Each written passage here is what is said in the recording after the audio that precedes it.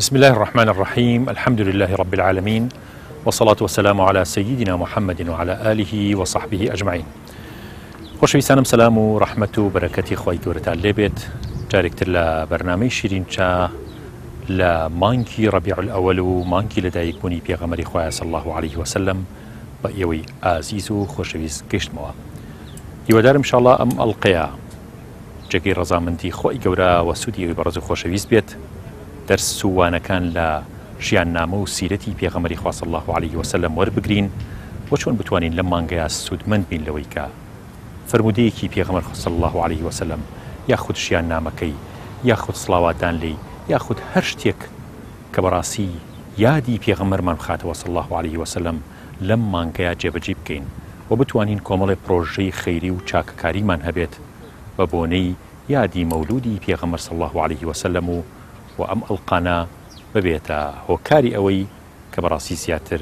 بە دوای سیرەت و ژیاننامەی پێغەمبەر صلی الله عليه وسلم بچین و پند و ئامۆژگاریەکان بۆ ژیانی ڕۆژانەمان وەربگرین. فەرموون ئەڵقەی ئەم جارەمان.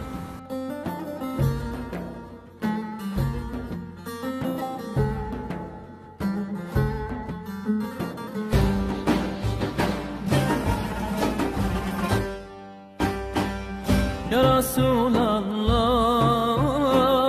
عشا المدينة عشا المدينة هركز عشقته دلي مشكينا دلي مشكينا. پێغەمبەر صلی الله عليه وسلم یەکەم مانگ کە کۆچەکات بۆ شاری مەدینەی پیرۆز لە مەدینەیەکی پڕ لە کێشە پڕ لە موشکیلەی گەورە چۆن چارەسەری ئەم هەموو کێشانە بکات لە کاتێکە ئەوانیش کۆچیان کردو بۆ مەدینەی پیرۆز. کۆمەڵگایەک پێویستی بەوەی ڕۆحێکی نوێی تێ بکەیت.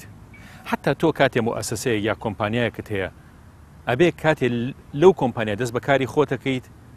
ڕۆح و وزەیەکی نوێ بخەیتە ناو کۆمپانیاکەت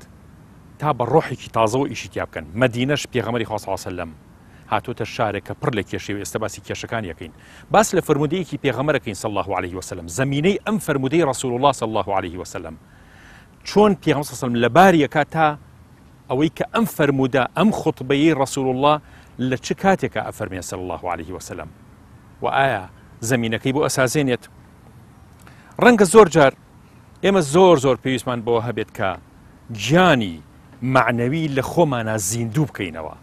دین بۆ ئەوە هاتووە، ئیسلام بۆ ئەوە هاتووە کە ئەم ڕۆحە معنەویت دائیمەن تیامانە زیندوو بێت. زۆر جار ڕەنگە مەنسەبەکەت لە دەست بیت، معاشەکەت لە دەست بیت، ئیمکانیاتت لە دەست بیت، ژیانی کەسێکی زۆر نزیکی خۆت لە دەست بیت. ئایا بێ ڕۆحی معنەویمان بڕوخێ؟ ئایا ئیسلام لە هەموو شتێک لەم کارەساتانی کە بەسەر ژیانی ئینسانایەت، ڕۆژانە کە بەسەرتایەت، مانگانە کە بەسەر ئینسانایەت یا بەسەر وڵاتەکەتایە، ئایا بکەوین و واز بێنین نەخێر سیرەتی پێغەمبەری خوا صلی الله عليه وسلم، ژیانە مبارەکەی رسول الله صلی الله عليه وسلم پڕپڕێتی لە ڕۆحی معنەوی کە زیندوو بینەوەتیایە ئینشاء الله. پێغەمبەری خوا صلی الله عليه وسلم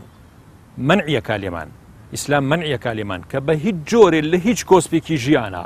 گەورەترین ناڕەحەتی و قورسی ژیان بێتە ڕێمان نابێ ئینسان پەنابەرێ بۆ خۆ کوشتن، نابێ پەنابەرێ بۆ شتێک کە دڵی خۆی بێتاقەت بکات و خۆی ناڕەحەت بکات. چونکە ئیمان بۆ ئەوە هاتووە کە بەڕاستی لەم 5 دقەیەی دنیاە، چکە دنیا بە نیسبەت قیامەتەوە 5 دقەیە، لە 5 دقە زیاتر نییە ئازم. لەبەرەوە لەم 5 دقەی ژیانی دنیاە چۆن بتوانین بەختەوەریەکی هەمیشەیی بەدەستبێنین. ئەتوانێت ئینسان لە 5 دقەیە ئەگەر ژوورێکیش گەرم بێت و پانکەیەم و بەڕیدەیەک یاخود سپلیتێکی تیانە بێت تەحەموڵ بکە کاتێککە ئەچێتە دەرەوە لە دەرەوە ئەچێتە ناو باخێکی زۆر خۆش کە جارێکتر ناگرێتەوە بۆ ناو ئەم 5 دقەی ئەم ژوورە گەرمە. لەبەر تەحەملی و 5 دقاکە ئەگەر ژیانی دنیاش بۆ سیرکەین کە 5 دقەش بێ ئەبێت تەحەملی هەموو ناڕەحەتی و ناخۆشیەکانی بکەین، چونکە ئیسلام و ئیمان بناغە ئیمانە گەورەکە کە ئیمان بە قیامەت و ئیمان بەخوای گەورەی ئەومان فێرەکە کە بەڕاستی بەرگەی هەموو ناڕەحەتێکی دنیا زۆر بە ئاسانی تێپەڕێنین. کۆچکەران لە مەکەوە ڕۆشتن یا مهاجرین ڕۆشتنە ناو ئەنسارەکان کە یارمەتی دەران بوون لە شاری مەدینەیە، هەردوو لا موسڵمانن، بەڵام پێکهاتەی شاری مەدینە پێکهاتێکی جیاوازە. ئەوانەی کۆچیان کردو 13 دانە ساڵە لەژێر تەعزیب و ئەشکەنجەی خەڵکی مەکەیە هاتوون کۆچیان کردو بۆ شاری مەدینە تا لەوێ لانەیەک و شوێنێکی ئەمینیان دەست بکەوێت. دوای 13 ساڵ محنەت و ناڕەحەتی بەڵام مناڵیان جێهێڵاوە ژنیان جێهێڵاوە کەسێکی وەکو سوهایبی ڕۆمی هەموو ئەو سەرۆت و سامان و دەوڵەمەنی کە لە مەکەیە دەستی کەوتبوو کافرەکان ڕێیان پێگردووتیان ئێمە ناڵین سەرۆت و سامانێت تۆ لە ناو ئێمەیە دەستێکەوت ژیانێکی خۆشی دەستکەوت نایڵین پارەکە بەری بۆ محەممەد و لەوێ جەنگ لەگەڵ ئێمە بکەیت بەو پارەی کە هەتا لەبەرەوەتی ئەی بەچی وازم لێن تیان ماڵەکەتمان بەرێ بچۆ بەلای محەممەد بۆ خۆت وتی ماڵەکەم لە فڵان شوێنایە لە مەکە بڕۆن هەموو سەرۆت و سامانەکەم لەوێیە بیبن بۆ خۆتان بەڵام ڕێی من بن بچم بۆ لای پێغەمبەری خوا صلی الله علیه وسلم ئەوە نەسی قەیان بە قسەکەی هەبوو چونکە مسلمان نابێت درۆ بکات درۆی لێ نابینێت تەنانەت بۆ دوژمنیش نابێت درۆ بکەیت لەبەرەوە چوون و وازیان لێهێنا لەبەرەوە سەحابەکان بەبێ پارە بەبێ سامان بەبێ مناڵ جاری وە هەبوو زۆربیان ژن و مناڵەکانیشان نەبردبوو بەبێ ماڵ و مناڵ ڕۆشتون بۆ شاری مەدینە لەبەرەوە کە هاتوونەتە مەدینە پێکهاتەیەکی قورس و پێکهاتەیەک کە غەریبە بە پێکهاتەکەی شاری مەدینە هاتۆتە ناویان کاویش مسلمانانی شاری مەکەیە لەگەڵ پێغەمبەری خوایە صلی الله علیه وسلم عذابم بدست رسول الله رسول الله يا رسول الله يا شاي مدينة عرضم کردن من خۆم سەحەتم تەواو نەبوو هەر شتێکی تر بواە لەوە نەبوو ئامادەیم نەبوایە کە ئەم شەو قسەم کردبایە بەهۆی چاومەوە بەڵام کە فەرموود باسی پێغەمبەرە صلی الله علیه وسلم پێم گران بوو بیدەمە دواو ماوەیە لەمەوبەر مسلمانی هاو وتی کاکە 15 شعبان وتی با ئەم بەراتە بێدعەیە و با نێڵین مناڵان بگەڕێن و ئەمە وتم کاکە من لەگەڵ توان بێدعەیە وەکارێکی باش نییە بەڵام با ئێمە بەدیلێ بۆ مناڵان دابنین بەدیلەکە لەوە باشتر بێت چونکی مناڵ فێر بووە مناڵ فێر بووە ئێتە بەر دەرگاکەی تۆ ئەڵێ شەوی بەراتێ واکو ڕووکچێکتان باتی ئەو سەوا بوو لەلا دیا دوعایەکی خێر بۆ ئەو ماڵەی شەکاو تۆ چەند دەنەک شەکر یا چەند دەنگ دەخڕما ئادێ بەدەست ئەو مناڵانەوە دڵیان خۆشەکەی خێرە ئەگەر ئەمە لا ئەبەیت و بەدیلێکیان بۆ دانانەی واللهی مناڵ سەرگەردانە بێ فعلا مناڵ ئێستا سەرگەردان بووە لە شەوی بەراتە بەداخەوە ئێڵێم ئەتوانم بڵێم 1 تەن بارود بەس لە گەڕێکی خەباتە تەقێنرێ لە کاتێکە بە حساب مەنعیشیان کردووە چونکی بەدیلمان دانەنا بۆ مناڵ بەدیلی ئەو دوعا خێرەمان دانەنا شەوی بەراتێ خوا کوڕووکچێکتان باتی لە بەدیلی ئەوە مناڵ تەقەمەنی بەکارهێنا لە کاتێکە بەڕاستی ئەوە چەندێک خەتای مامۆسایانی ئاینیتیایە 2 ئەوەندە خەتای حکومەت چونکی حکومەت شتێ بیوێ منعیکە بەڵام ئەو باروتە لەو مناسەبانە منعناکە مناسبەی ئەم یادی لە دایکبوونە بەڕاستی هەلێکی باشە بۆی ئێمە لە بەراوردکردن بۆ ڕۆژگارەی کە پێغەمبەری خۆشەویستمان تایە ژیە لە ژینگەیەکی زۆر دواکەوتوو ژینگەیەک پڕ لە نەخۆشیە جەستەیەکان و نەخۆشیە معنەویەکان هەموو لایەکی گرتبووە لە دوای هاتنی نبووەت و پێغەمبەرایەتی و هیدایەت ئەبینین گۆڕانکاریەکە هەموو ڕۆکانی کردەوە ینی کۆمەڵگا لەو پەڕی دواکەوتوی و لادان و تێکچوونی باری دەرونی و باری ئیخلاقی هەروە تێڕوانینەکانی بۆ گەردوون و تێڕوانیەکانی بۆ ژیان هەمووی گۆڕان ئەمڕۆ ئەبینین بە دوورکەوتنەوە لە هیدایەتی و پێغەمبەرە خۆشەویستە سەیرەکەین سەر لە نوێ نەخۆشیەکان بە هەردوو ڕوێکەوە لە ڕووی معنەویەوە هەر لە ڕووی مادیەوە نەخۆشیەکان جارێکی تر سەری هەڵاوەتەوە بەڕاستی ئەو نەخۆشیانەی کە ئەمڕۆ ڕووی لە کۆمەڵگەکەی ئێمە و سەرجەم کۆمەڵگەکانی جیهان کردووە ئەوە بەڵگەیەکی زۆر زیندووە لەوەی کە دوورکەوتنەوە لە هیدایەت واتە کەوتنە ناو ڕەحمەتی نەخۆشیەکان کە ئەمڕۆ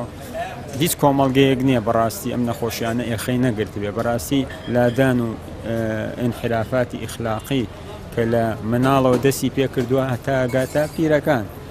گەورەترین قوربانی سیرەکەی گەنج و هەرزەکارەکانە ئەمڕۆ بۆی دوورکەوتنەوە لە سونەتی پێغەمبەر صلی الله علیه وسلم هەروەها دوورکەوتنەوە لە ڕێباسی قورئان سیرەکەی ئەم گەنجانە تووشی لادان و ئینحرافات بوون هەل لەوەی کە ڕێزگرتن نەماوە لە دایک و باوک ڕێزگرتن لە گەورە و بچووکی نەماوە هەر کەسە بۆ خۆی ئەژی ینی بۆتە سەردەمی بەڕاستی خۆپەرستی و خۆخوێندنەوە و اینجا خۆشەویستی نەفس و دەروون ئەمە ژوای لە یەکای ترئینسان لە ڕوانگەی ئەو ژیریە تەسکەی خۆیەوە وەکو ماوەسا نووسیە فەرمێ چرایەکی زۆر کزە ئەگەر شوێنی بکەویتە نا دەوروبەری خۆت بۆ ڕۆشنەکاتەوە دەوروبەر دەبێتە تاریکستان و بەدگومانی لە بەرامبەری بەڵام بۆهۆی ئەم نووری نبووەت و پێغەمبەراتی کە هێنای بەڕاستی دەرونی خۆشت ڕۆشنە بێتەوە کۆمەڵگەش ڕۆشنە بێتەوە بەرچاو دڕوونە بێ ئەزانی چۆن هەنگاو ئەنی ئەتوانی بە پلەبەندی سونەتەکانی پێغەمبەرە بەرەو مەقامێکی زۆر بەرز بڕۆی کە یەکەم جار ئەو هیدایەتە پێغەمبەر صلی الله علیه و سلم هیدایەتی ئەو بووە کردنەوەی کلیلی دنیا بۆمان بەوەی ئەوەی جارێکی تر ژیانی سەر لە نوێ خۆشەویست کرد تێڕوانینێکی نوێی بۆ ژیان هێنای ئارایەوە ڕێز و خۆشەویستی و متمانە و وەفا و برایەتی و ئیسار و قوربانیدان ئەوانەی هەمووی زیینو کردەوە ئەم چەمکانە هەروەها بۆ کردنەوەی کلیلی ئەو دنیاش قیامەت ئەنی ئینسان وای لێهات ئەم جارە ناومێدی و ترسی لە قیامەت و ئاخرەت نەما بۆی نزا و پاڕانەکانی جارێکی تر توانای دەمی بەخوا بگات هەروە بپارڕێتەوە چارەنووسی خۆی بە گەشتبینی ببینێ ئەگەر لەسەر ئەم ڕێبازە بێ ئەمانە هەموو ئەو سوودانە بوون کە بەهۆی بەرنامەی پێغەمبەر و پێغەمبەرایەتیەوە بە کۆمەڵگە گەیشت.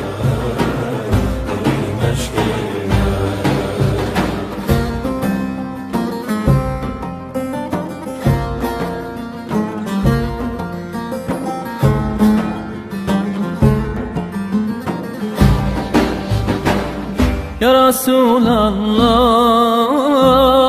قلبي مشتاق من مدينة يا حبيب الله صحابة كان چەند بێتاقەتن لە شاری مەدینە کە دانیشتون چونکە زۆر شتیان لەدەستداوە بەڵام شتێکی زۆر گەورەیان بەدەستێناوە کە هیجرەتە ئەجر و پاداشتی هیجرەت و کۆچکردنا هاوڵەتی پێغەمبەری خوا صلی الله عليه وسلم کە هەتا مرۆڤایەتی هەیە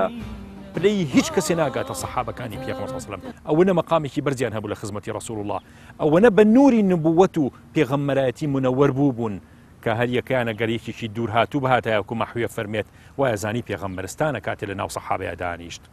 لەبەرەوە کاتێک کە بیلال دانیشتۆ بێتاقەتە شیعرێک ئەڵێ ئەلا لەیتە شیعری هەل ئەبیتەنە بواد وحەولی أخدد وتميم أخدد وتميم دو گەڕک بوون لە مەکەیە من لە شوێنێکا دانیشتوم ئێستا دوورم لەو دوو شوێنەی خۆم پێغەمبەری خوا صلی الله عليه وسلم ئامۆژگاری بلالەکە ئەڵێ ئەی بیلال دع الجراح تسكن وازمێنە با برینەکان ساڕێژ ببن کاتی ئەوە نییە یعنی بێتاقەتی و خەمەکانتان زۆرتر بکەن کاتی ئەوە نییە زۆر جار کە وڵاتێکی وەکو ئێمە لە کوردستانی خۆشەویستە ئێمە لە هەر چوار پارچەیەکی کوردستانە کاتێکە موشکیلەیە لە یەکێ لە پارچەکانیان دروستە بێت نابێ بڕوخین ئازانم نابێ ئەو هەواڵانەی کە زۆر معانات و ناڕەحەتی و ناخۆشیتیە زۆر بیدەین بەگوێی خەڵکەکەمانە چونکە ئەبێت بهێڵین برینەکان ساڕێژ ببن پێویستمان بۆیە کە ڕۆحێکی معنەوی بەهێز لەم وڵاتەمانە دروستکەین مسیرەتی پێغەمبەری خوا صلی الله علیه و سلم لەم کاتەیە بەتایبەتی ئەم مەوزوعە بۆچی باسەکەین بۆ ئەوەی کە لە کاتێکا کە ئێمە ڕواڵەتی شکستە بینین لە نیشتیمانەکەمانە دوژمنایەتی میلەتەکەمانە بینین لە کاتێکا کە داگیرکەرانە وڵاتانەی ئەم کوردستانە خۆشەویستەی ئێمە عەزیەتەیەن خەڵکەکەی عەزیەتەیەن ناڕەحەتیەکەن خەڵکەکەی کۆچەکات بارەکە ئەڕوات شوێنەکەی خۆی بەجێ هێڵێت چۆن ئەم برینانە ساڕێژ بکەین ئێمە بە سیرەت و ژیانی پێغەمبەری خوا صلی الله عليه وسلم دەسەخینە سەر برینەکان و چارەسەری معنەوی گەورە لە ناو دینەکەمانە هەیە ئیمانەکەمان فێری ئەومانەکە کە چۆن لە هیچ زروفێکە نەڕوخین لە هیچ زروفێکە شکست نەخۆین حتا لەم ژیانەیە بین ئەتوانین بەهۆی ئەو ئیمان و عەقیدە پاکەی ئیسلامەوە ئەتوانین سەرکەوتن بەدەستبێنین و ئەتوانین کۆسپەکان ببەزێنین لەبەرەوە پێغەمبەر صلی الله علیه و سلم فەرمێ ئەی بیلال وەسبێنە با برینەکان ساڕێژ بن دیارە ماندوێتی دیار بوو بە گیانی کۆچبەرانەوە وەڵام پێڵسەم چۆن معنەویاتیان بەرزەکاتەوە مەدینەیەکان لەسەر کشت و کاڵە ژیان یعنی خەڵکی مەدینە کشت و کاڵیان هەبوو باخیان هەبوو باخی دارخورمایان هەبوو لەبەرەوە خەڵکی مەکە هاتوونەتە مەدینە بەڵام خەڵکی مەکە بە بازرگانیەوە خەڵک بوون چکە شاری مەکە شوێنی کشت و کاڵیتیان نەبوو لەبەرەوە خەریکی تیجارەت بوون یعنی تیجارەت ئێرە زەراعەت پێڵسەم چۆن چارەسەری ئەم کێشەیە بکات کۆمەڵی خەڵکی زۆر هاتوون هیچ زەراعەت و کشت و کاڵ نازانن و نەیشیان کردووە تاجرن بازرگانن دیارە بێ ئەمە حەلێکی بۆ دابنێت اینجا لە شاری مەدینەیە کە ئەمە وەزعەکەی بەم جۆرە بێت ئیشیان دەست ناکەوێت لەبەرەوە بەتاڵێکی زۆر دروستە بێت ئەم بەتاڵانەس بەشێکی زۆریان بوون بە ئەهلی سوفە کە 100 کەس بوون پیانوتری ئەهلی سوفە کە لە پشتی ئێستای ڕەوزەی پێغەمبەر صلی الله عليه وسلم لە پشتی ماڵی پێغەمبەر صلی الله عليه وسلم لەوێ شوێنێکی بۆ دابینکردن تا لە نزیکی خۆی بن و ئاگای لیان بێت ئەهلی سوفە ئەم 100 کەسە هیچ ئیشێکیان دەست نەکەوت بەڵام هەموو سەحابە بەو جۆرە نەبوون هەمویان بەو جۆرە نەبوون کە ئیشان دەست نەکەوێت وردە وردە پێغەمبەری خوا صلی الله عليه وسلم ئەو پلانە تۆکمەیە دائەنێ کە ئەم خەڵکە تووشی گێرم و کێشە نەبێت و وریان نەڕوخێەوە باری ئابووری خەڵکی مەدینەش تێک نەچێ بەهۆی ئەوەی کە کۆمەڵێکی تازە هاتوونەتە ناو شارەکە حاڵەتی ئابووری شاری مەدینە کە پێغەمبەر صلی الله عليه وسلم تازە هاتووەتە ناوی و وەزعی حتا تەندروستی وەزعی کۆمەڵایەتی باش نییە حتا لە ڕووی تەندروستی و کاتێکە مەکەیەکان هاتن بۆ مەدینە شاری مەدینە شەوی سارد بوو ڕۆژی گەرم بوو مەکە یەک جۆر ئاو هەوای هەبوو لەبەرەوە خەڵکی مەکەیەکان کە هاتن بۆ مەدینە کە کۆچیان کرد زۆربەی زۆریان نەخۆش کەوتن تەنانەت حەزرەتی ئەوبەکر فەرمێت تایەکی ئەوەنە بە قووەتی لەهاو ینی بەتەمای ئەوە نەمان کە بژی وەزعی ئەوەنە خراپ بوو و تێکچوو لەبەرەوە لە هەموو ڕوویەکەوە سەیرکەین وەزعی مەدینە وەزعی موسڵمانەکان تێکچووە بە باری دینی و کۆمەڵایەتی ناو شاری مەدینەش باز بکەین کە بزانین ئەوان چۆن بوون تەمان ئەنسارەکان یاریمەتی دەران کە لە مەدینەیان پێک هاتوون لە ئەوس و خەزرەج دوو تیرەی زۆر گەورە بوون کە ئامۆزای یەک بوون بەڵام 100 ساڵ بوو شەڕیان بوو ئەم دوو تیرەیە 5 ساڵ پێشەوەی پێغەمبەری خوا صلی الله عليه وسلم کۆچ بکا بۆ مەدینە 5 ساڵ پێشەوە شەڕی بوعاث ڕووییا بوو کە شەڕێکی زۆر خوێناوی بوو لە بینی تیرەی ئەوس لەگەڵ خەزرەجا زۆریان لێ کوشت بوو تەنانەت ئەوەنیان لێ کوشت بوو گەورەکانیان نەما بوو ینی پیریان زۆر کەمتیا بوو بۆیە ئەمە زەمینەیەکی تەنانەت قەدەرێکی لەباریش بوو بۆ پێغەمبەری خوا صلی الله عليه وسلم کە ژمارەیەکی زۆر لە گەنج مسلمان بوون لە ئەوس و خەزرەج و خێراش ئیسلامەتیان قبول کرد و گەنجەکان بوونە پایە بەهێزەکەی دەوڵەتە ئیسلامەکەی پێغەمبەری خوا صلی الله عليه وسلم لە شاری مەدینەیە بەڵام ئەم شەڕە قورسە کە 5 ساڵ پێشەوە ڕووییا بوو و 100 ساڵە ئەم شەڕە لە بینی ئەم دوو تایفە گەورەیان ڕوویاوە پێغەمبەری خوا صلی الله عليه وسلم چۆن چارەسەری بکات یان باسی ئەو فەرمودەی پێغەمبەر صلی الله عليه وسلم کە زەمینەی چاکردنی باری کۆمەڵایەتی باری سیاسی باری ئابووری و باری تەندروستی خەڵکی مەدینە و خەڵکی مەکەشەکە بە یەک فەرمودەی پێغەمبەری خوا صلی الله عليه وسلم بە ئاوا لە فەرمودەکانی ڕەسوڵ الله تیا بگەین صلی الله عليه وسلم ئاوا خوتبەکانمان پێشکەش بکەین ئاوا چارەسەری کێشەکانی ناو کۆمەڵگای خۆمان بکەین يا رسول الله خائبين يا رسول الله يا شاي مدينة يا شمالي من بیر مەکەڕەتێکیان هەر لەم مزگەوتی بێخودا لە مانی مەولودا بە خەڵکەکەم وتە الحەمدوللا ئازای من نەبوو فەزلی خۆوتم خەڵکەکە ئەم ساڵ ئێمە مەولود ناکەین وەکو مەولود وەکو ئیحتیفال وەکو ئاهەنگ مەولود ناکەین بەڵام پرۆژەیەک دائەنێن بۆ مزگەوتی بێخود ناومان نا پرۆژەی مەولود بۆ فراوانکردنی مزگەوتی ئافرەتانی بێخود مزگەوتەکەمان 150 متر بوو پرۆژەکەمان لە مانی مەولوات دەست پێ کرد لە جیاتی ئەوەی شیرینی بەخشینەوە پارەمان خڕکرد لە مزگەوتە بۆ فراوانکردنی مزگەوتی ئافرەتان قەناعەتە ببێ لەو کاتا کە ئەوەمان کرد ئەوەی کە لە یادمە وابزانم 2 ملیۆن یا 4 ملیۆنمان هەبوو پارە خانوویەکمان کڕی بۆ مزگەوتی ئافرەتان یعنی 11 دەفتەرمان پێدا 11 دەفتەر لە پاشە مزگەوتی ئافرەتانی کۆن کە لەسەر مەساحەی 150 متر کرابوو تێکمان دایەوە تەختمان کرد موافقەمان بۆ وەرگرت ئەوە بە کورتەی گێرمەوە 11 دەفتەرمان بەس بە خانۆکەدا نزیکەی زیاتر لە 30 دەفتەر خەرج سەرف کرا لە کڕینی ئەو خانووە و لەکردنەوەی مزگەوتی ئافرەتانە لەسەر مەساحەی 300 متر ئەم جارە قاتی یەکەم بوو بە مزگەوتی ئافرەتان قاتی دووهەم ئەوەتان ئیسە لە ئاستی ئەم مزگەوتەی خۆمانایە بوو بە مزگەوت پیاوان قاتی سێهەم بوو بە مەدرسەی بێخود و بنکەی بێخود بۆ لەبەرکردنی قورئانی پیرۆز و بۆ فێربوونی قورئانی پیرۆز لەسەر قاتی سێهەم کرایەوە پرۆژەی مەولود بۆ فراوانکردنی مزگەوتی ئافرەتانی بێخود بۆ لە یەک ساڵە ئەمە لە یەک ساڵی مەولودا هەڵبەتە خۆ ناڵم تەنیا لە مانی مەولودا ئەمە خڕبوو بەس بناغەی ئیشە خێرەکە لە مانی مەولودا دانرا و بەو عینوانەش دانرا من ئەڵێم خۆزگە ئەوەی ئەوان لەسەر مەولود ئەخوێنن ها بدعەیە ها بدعەیە ها نەکەی خۆزگە نیو ئەوەنە ڕوبعێکی ئەوەنە لەسەر بابە نۆئیل بیان خوێندایە ئەزانی خەڵک چێکا بۆ بابە نۆئیل دوای مانێکی تر لە مانی 12 سەمانی 11 زانی خەڵک چیەکە بۆ لە وتارێکیانە لە شتێکیانە باسی بابە نۆئیلیان نەکرد کە ئەمە بدعەیە بۆ باسی ئەو هەموو ڕاقیسەیان نەکرد کە دێتە کوردستانەوە بە هەزاران دەفتەری تیا سەرفەکرێ با نەڵێ هەزاران دەفتەر مبالەغەیە بە هەزاران دۆلاری تیا سەرفەکرێ بۆ ڕاقیسەیە کە خەڵک لە دەوری خڕ بێ و لە دەوری گرد بێ بۆ ئەوە بدعە نەبێ بەڵام بۆچی مەولود بدعە بێ بۆ لە حەل لە خودی سعودیا یەک هەفتەیان هەیە نایە هەفتەی یادکردنەوەی محەممەدی کوڕی عەبدولوهاب ئێمە لەگەڵ ڕێزمانە محەممەدی کوڕی عەبدولوهاب نامانەوێت تاانە لە کەس بدەین بەڵام بۆ دەربارەی ئەوە نادوون ئەم یادە پیرۆزە لە هەموو مسلمانانی جیهان و کوردستان بە تایبەتی پیرۆزەکەم ئەمە یادێکی پیرۆزە پێویستە هەموو مسلمانێک لەو کاتەیە مەسەلەن ئەو یادە بە بەرزی ڕابژیرێ چکە ئەکرێ وەکو ئەوەی کە بگەڕێ بە دوای ژیانی پێغەمبەر صلی الله علیه و سلم ئایا ئیتر بە شریتی ڤیدۆ بێ یا بە لە بڵێن فەیسبوک ئەو شتانەیە بێ دیار لە قوتارەکانی ئەو مامۆسای بەڕێزانە بێ هەقە یعنی وەکو زەروریەت زەرورە دانیشین گوێ بگرین بۆ ئەو باسی یادی پێغەمبەر صلی الله علیه و سلم ژیانی ئیتر ئەو سونەتانەی کە ئێمە کە بتوانین سونەتەکانی ڕۆژانە بە بەرزی ڕای بگرین ئەگەر پێشمان نەکرێت ڕۆژانە هەفتەی جارێ دووجار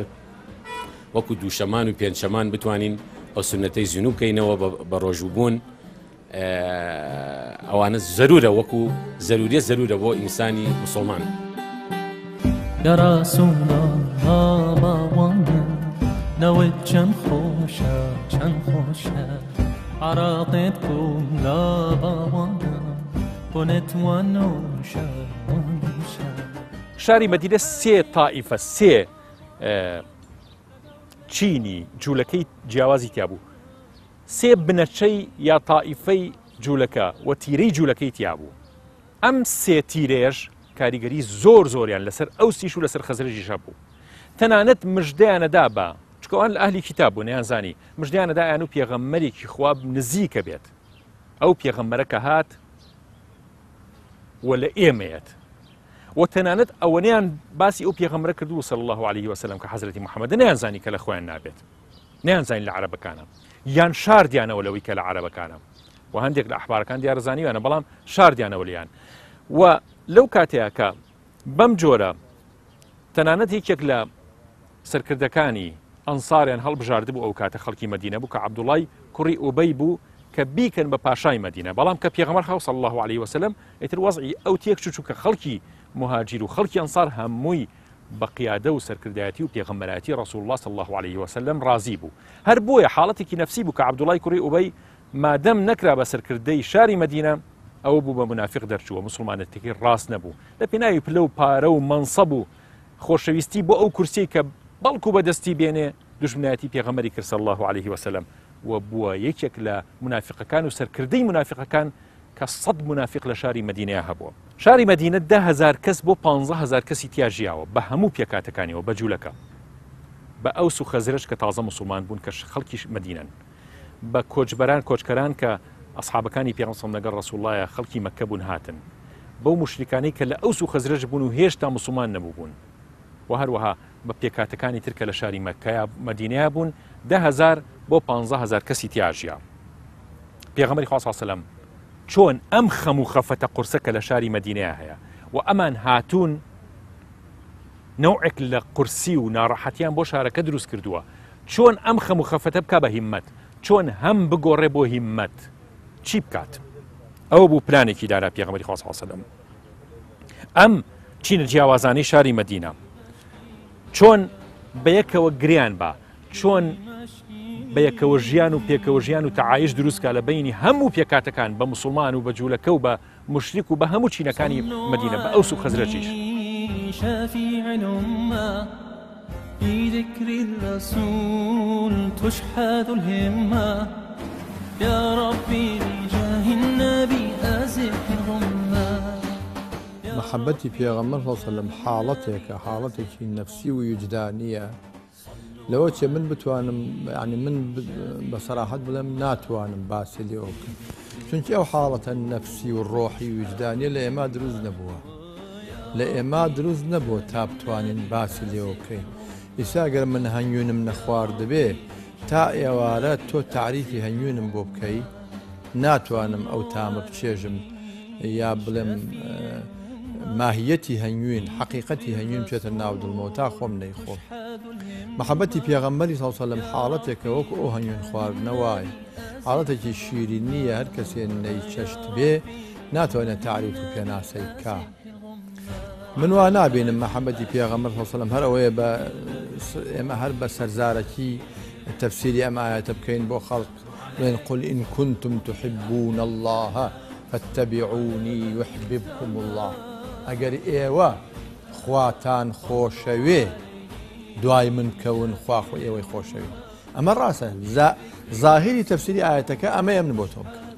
بەڵام واقعی تەفسیری ئایەتەکە لە گۆڕەپانی ژیانە لە ساحەی عەمەلی ژیانە لە کردەوەکانە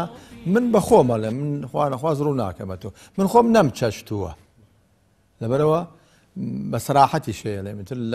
لۆمەی تیابێ هەرچی تیابێ من خۆم نەمچەشتووە ناتوانم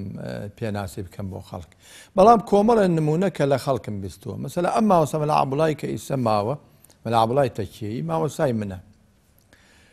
زۆر جار ئێمە ئالێرا مناقەشە و شت من لە خزمەتیان من فەقێ ئەوم هەموو جارە پێڵم ماوەسا من کوڕی تۆ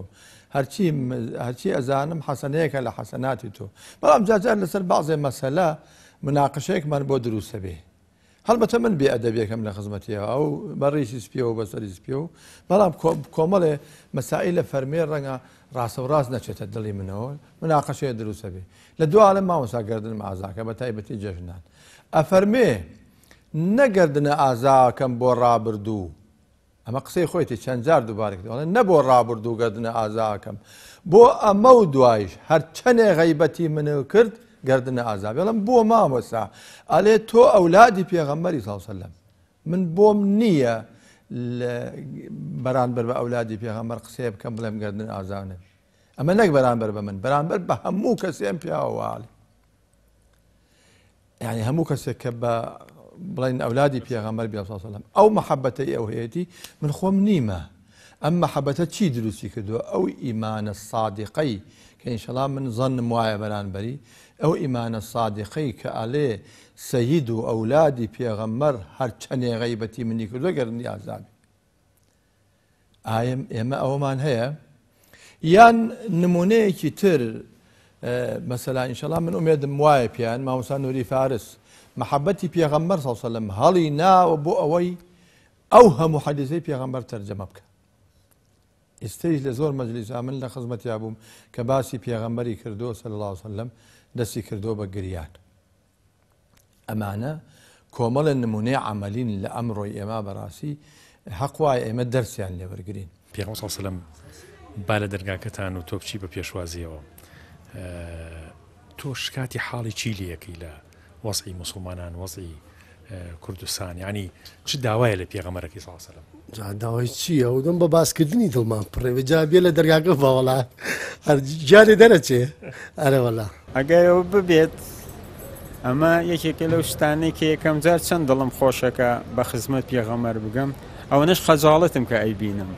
بەڕاستی پیامبەر صلی الله علیه و سلم چۆن ئێمەی بەجێهێشت و ئێمە لە چه حاڵێکا خۆمان دۆزیەوە ئەوە فەرمی ئەگەر شوێنی سونەتەکەی من بکەون ئەوە شەوتان لێ بێتە ڕۆژ ئەمڕۆ ئێمە ڕۆژیشمان لێ بۆتە شەو لەبەرەوە شەکوای حاڵی ئەوە کەمی خۆم و کۆمەڵگەکەشم وەکو خۆی لە قورئانە فەرمی یا قەومی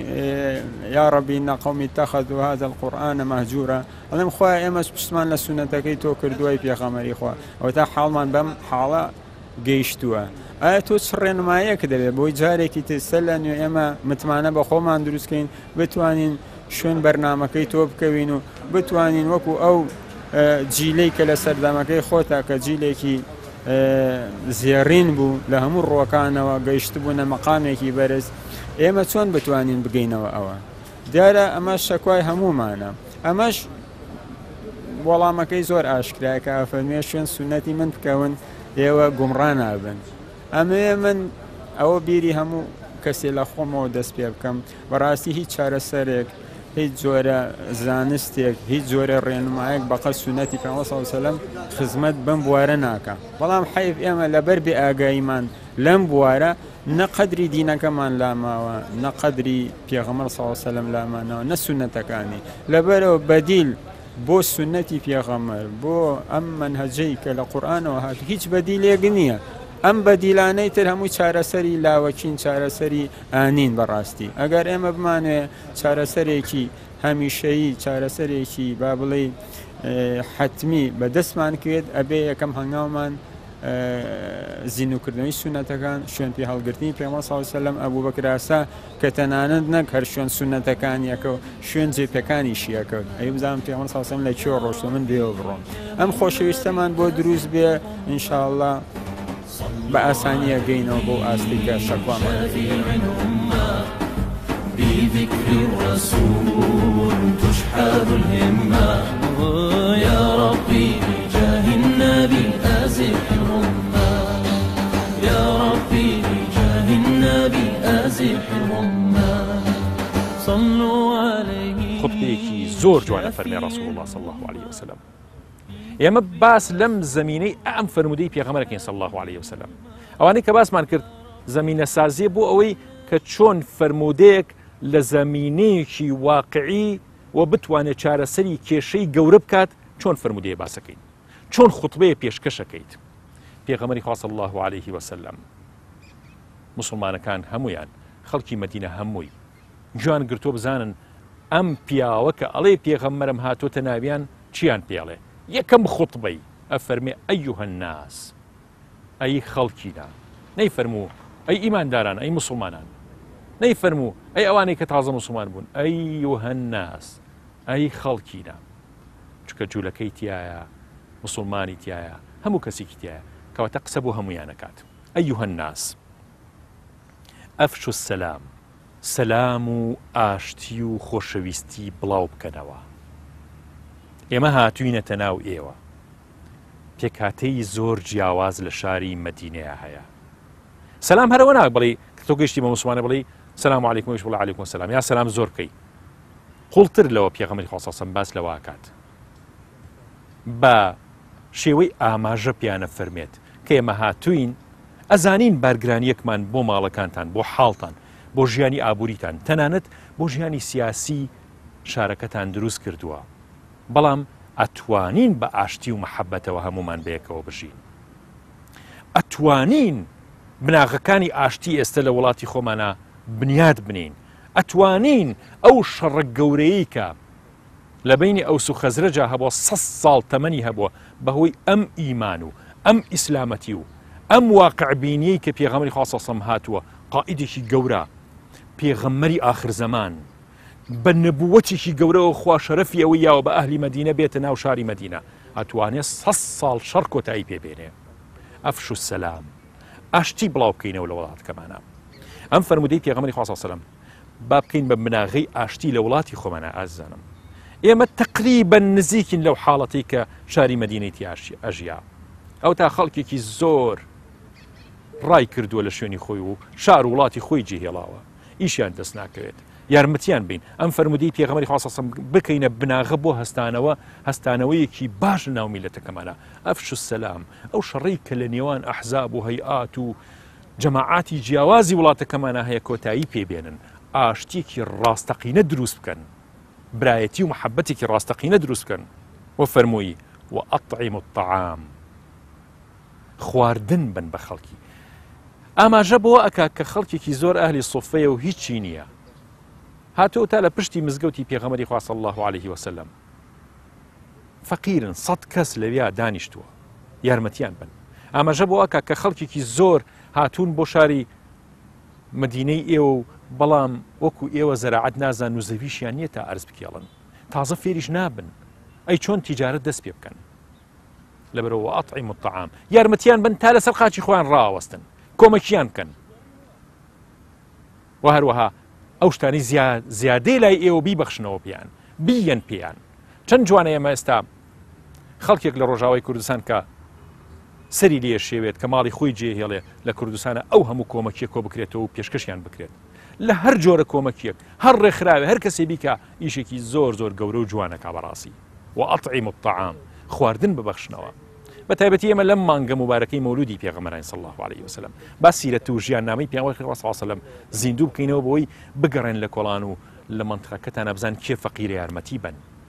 نیەتی ئەم خێرە بێنن کە با من لەم مانگەیە ئەم فەرمودەی رسول الله صلی الله عليه وسلم بکەم بە ناونیشانی زیندووکردنەوەی ژیانی پێغەمبەر صلی الله عليه وسلم مادەم ئەو فەخری کائیناتە لەم مانگەیە لەدایک بووە لە ڕەبیع الأوەلە لەدایک بووە من ئەم مانگە ئەم فەرمودەی رسول الله جێبەجێەکەم یارمەتی خەڵکەیەم سیلەی ڕەحم جێبەجێ بکەن سیلەی ڕەحم بەو مانایی ئاماژەکەی ئەوەیە کە ئێوە ئەی ئەوس و خەزرەج خۆ لە بنەچەی ئامۆزای یەکن و کەسی یەکن بۆ 100 ساڵە شەڕەکەن ئەم سیلەی ڕەحمەی کە پشڕاندووتانە و شەڕ لەگەڵێکا ئەکەن و سەرکردە و گەورەکانی یەکترتان کوشتووە و یەکترتان بڕ کردو کۆتایی پێبێرن بگەڕێنەوە بۆ سیلەی ڕەحم بگەڕێنەوە بۆ خۆشەویستی یەکتر بگەڕێنەوە بۆ ئەوەی کە بەیەکەوە هەڵبکەن و ژیان و تەعایشتان بەیەکەوە بێت وصلوا بالليل والناس نيام خاڵی چوارهەم شەو نوێژ بکەن لە شەوا لەخوا پاڕێنەوە عیبادەت بکەن چونکە کە شەو نوێژتان کرد ئەم سیانی ترتان پێکرێت بیرتانەکەوێتەوە چونکە عیبادەتی شەو ذکر طاعەتی خوا سڵاوات لە پێغەمبەر صلی الله عليه وسلم واتان لێکات وجدانتان زیینوو بێت واتان لێکات لە تائیفێک کە خوای گەورە لەسەر شاشەی معنەوی ئینسان دروستی کردووە یەکسەر تیشک و ڕووناکیەکانی ناوە پیرۆزەکانی خوای بەرەکەوێت و زیندوەتیەک بەو ئینسانە ئەبەخشێت کە ئەتوانێ معانیە جوانەکانی ئینسانیەت و دادپەروەری و ڕۆحانێتێکی بەرز لە خۆیان بەرجەستە بکات و پێشکەش بە خەڵکی بکات ئەتوانێ ببێتە کائینێکی ئەوەنە بەسوود لە مەنتیقەیە هات تەنها کەسێک کە ئەو شەو نوێژە بەو زیینەتیەوە بکات ئەتوانێ ببێ بە کەسێکی چاکەخوازی بەو جۆرەی کە خزمەتێکی زۆر زۆر بە کۆمەلگاکەی خۆی بکات لەبەرەوە کاتێک کە شەو نوێژە زۆر بوو ئەبێ سیلەی ڕەحم و خۆشەویستی و بەخشین و کرانەوە و مەحەبەت و برایەتی لێ بچۆڕێت نەک کەسێکی معقد و وشک و دوور لە خەڵک و دژ بە خەڵک و تند و تیژ بەرامبەر بە خەڵک نا قەت شەو نوێژ و زیکر و تاعاتی خوا ئەم جۆرە ئینسانانە بەرهەم ناهێنێت ئەو ڕێگەیە داخراوە کاتێک کە ئینسان وا بزانێت کە بەم شتانە ئەگا بە شتێک کە لە کۆمەلگاکەی خۆی دوورکەوێتەوە کە خەڵکی خۆشنەوێ ڕقی لە خەڵک بێت ئەوە دینداری نیە ئازانم لەبەرەوە کاتێ ئەم چوارەتان کرد شەو نوێژەکە عیبادەت زیکر قورئان خوێندن پاڵپشتیەوەیە ببیتە ئینسانێک کە زۆر زۆر سوودبەخشی بۆ خەڵکو و لە نەتیجەیشا کە فەرمودەکە ئەفەرمێت تدخلوا الجنة بسلام کە ئەمە خوای گەورە بۆتان دەسەبەرەکە ئەو چوارە جێبەجێ بکەن بە سەلامەتی و بەهێمنیش نەبەهەشتەوە ئەو خوتبە کورتەکەی پێغەمبەری خوا بوو صلی الله عليه وسلم بەڵام بزانین لە شاری مەدینەیە چ دەنگدانەوەیشی هەیە خوتبە چ کاریگەریشی هەیە چۆن سەحابەکان بەڕۆح و گیان ئەمە جێبەجێەکەن چۆن ئەبێتە واقعێکی زۆر جیاواز شاری مەدینە ئەبێتە شتێک کە تەسەور ناکەی ئەمە پێغەمبەری خوا صلی الله عليه وسلم هاتووتە ناوی و ئەم بەرەکەتە گەورەیە لە شاری مەدینە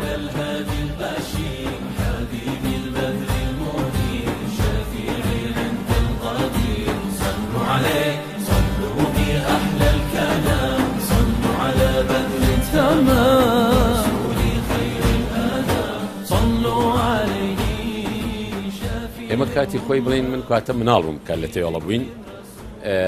لە مزگەوتەکانە وتار ئەخوێنرایەوە و قورئان ئەخوێنرا و گوێس تەوزیع عکرا و شیرینی تەوزیع عکرا و ئێتر خەڵک کۆ ئەبووە مەسەلەن گوێگرا بۆ ئەو تارانی کە مامۆستا بەڕێزەکان پێشکەشیانە کردین باسی پێغەمبەریان بۆ کردن صلی الله علیه وسلم ئێتر لەو بەڕاستی شتێکی زۆر خۆش بوو زۆر شتێکی پیرۆز بوو لە لامان پیرۆزبایی لە خۆشبوون لە مسلمانان اینجاکەمە بوونی یادی پێغەمبەر صلی الله علیه وسلم پێغەمبەر صلی الله علیه وسلم کاریگەری زۆرە لەسەر ئێمە حەدیسەکانی سونەتەکانی دوای سونەتەکانی کەوینەوە ئەوانەی کە ئەو کردوێتی ئەمە جارێک کە دووبارەی کەینەوە بۆی کاریگەری هەبێ لەسەر ئیشی و ڕۆژانەشمان و لەسەر ژیانیشمان هەم لە ڕووی معنەوی هەم لە ڕووی پەروەردەییەوە دیوێکی تری نەخۆشیە مادیەکان بوو کە لە سەردەمی خۆیان دەیان نەخۆشی هەبووە لە نەخۆشیانەی کە ڕووی کردبوو لە دەستگاکانی من بە حکمیەوەی کە لە بواری تەندروستیە ئیشەکەم لە دەستگاکانی هەرسکردنەوە هەتا ئەگاتە سووڕی خوێن و هەتا ئەگاتە نەخۆشیە دەرونیەکان ئەو کاتێش بڵاو بوو خەڵک نەیەزانی. ئێستا سێرەکە ئەم نەخۆشیانە زیای کردووە ڕۆژانە چەندین خەڵک بە نەخۆشیەکانی دڵ و جیرانی دوولەکان و نەخۆشیە دەرونەکان و نەخۆشیەکانی دەستگای هەرسکردن سیرەکەی تیاچن. بەڵام بەهۆی ڕێنمایی و هیدایەتەکانی پێغەمبەر صلی الله علیه و سلم سیرەکەی لەم ڕۆژەوە ئەو بووە ڕەحمەت جارێکی تر. سیرەکەی لە زۆربەی سونەتەکانی هاتووە ڕێنمایی بۆ خواردن بۆ تەندروستی بۆ پاراستنی ژیانێکی ئاسوودەیی تەنها ڕێنمایی لە کاتی خەوتنە لە کاتی هەڵسو کەوتە لە کاتی چوونە دەرەوەیە هەموو ئەمانە لە کاتی پاک و خاوێنی لە بوارە جۆرا جۆرەکانە هەموو هیدایەتی پێغەمبەری صلی الله علیه و سلم تایە. ئەم هیدایەتە بۆتە ئەوەی کە ژیانێکی ئارام و تەندروست ببێ. ئێستا ئێمە ئەم بوارەی من کاری تیاکەم بواری جادەرمانی بنەماکەیە گەڕێتەوە بۆ هیدایەتی پێغەمبەر صلی الله علیه و سلم. زۆرێک لە فەرمودەکانی ئەو ڕێنمایی ئێمەیە بۆ لەو خواردنە سروشتیانە ئەوانەی کە لە سەوزە و میوەکانە هەیەوانی لە خواردنەکانی خۆمانەسێکی ڕێنمایەکانی ئەو بۆ پاراستنی تەندروستیمان لە ڕووی مادیشەوە. کەواتە بەرنامەکەی پێغەمبەر بەرنامەیەکی زۆر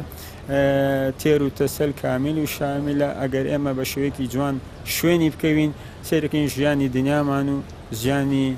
ڕۆژانەمان و ژیانی دواڕۆژشمان ئاسوودە و مەزموون نەکات کە چۆن بە ئاسوودەی لێرە ئاژین بە ئاسوودەیش بگەڕێن. متى ردنا يا رسول الله خائبين کاتێکە من لە خەرەداغ بووم لە سەردەمی تەلەبەیەتیشمان لە سەردەمی فیلاریش ماوەتە لە 85 بۆ 88 پیاوێکمان هەبوو بە ناوی شێخ محەممەدی کاسعی ڕەحمەتی خوای لێبێ خوێنەوارێکی وای نەبووە توانم بڵم خوێنەواری هەر نەبوو هیچ. بەڵام جمعان ئەهاو بۆ مزگە و سەڵایە کرد. باش جاجار ئەوەسان بەلایەوە باشم لەبیرە کە الصلاة والسلام عليك يا سيدنا پێشبانگ ئەو سەڵایە کرد لە دوا خۆشی بانیەدا زۆربەی کات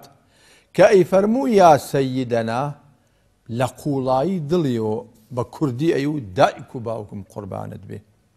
دائما بالضبط دەقی تەرجەمەی فەرمودەی سەحابەکانە کاتێک ئەیانوو بئەبی ئەنتە وئومی یا رەسوول الله نە سەحابەیە نە دوان نە دە ئەمە بۆتە مەقولەیەک لە زمانی پێغەمبەرە ڕوبەڕووی پێغەمبەر سەحابەکان توانە بئەبی ئەنتە وئومی یا رەسوول الله واتە دایکم و باوکم قوربانت بێ پێغەمبەری خوا. پێغەمبەر صلی الله علیه و سلم ئینکاری نەکردو بڵێ وا مەڵێن معناویە بەعدە وەفاتیشی ئەگەر کەسێ وا بڵێ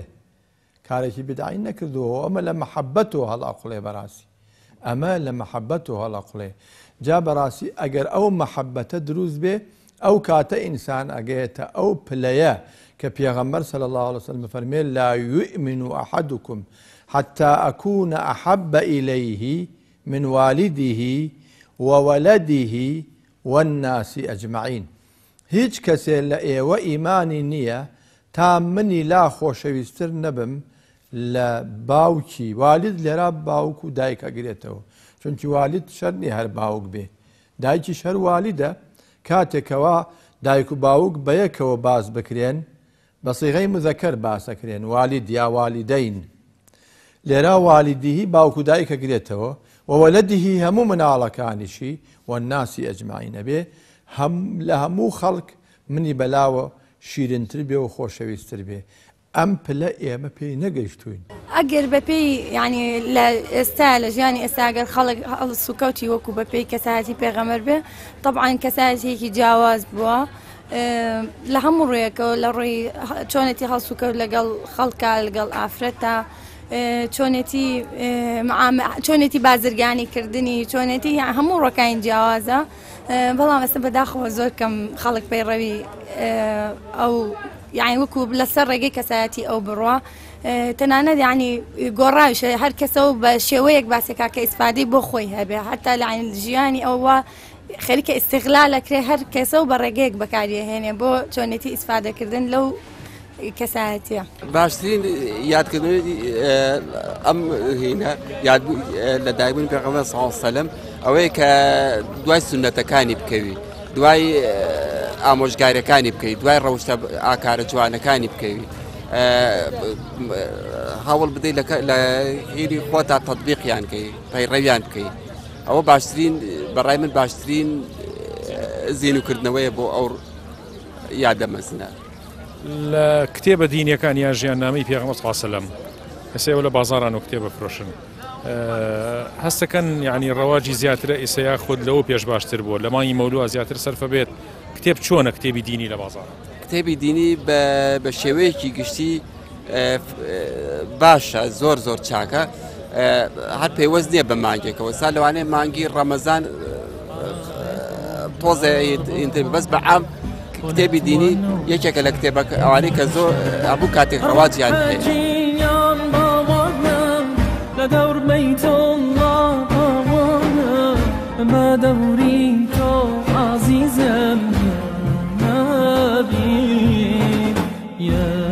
شافي يا رسول الله يا شمالي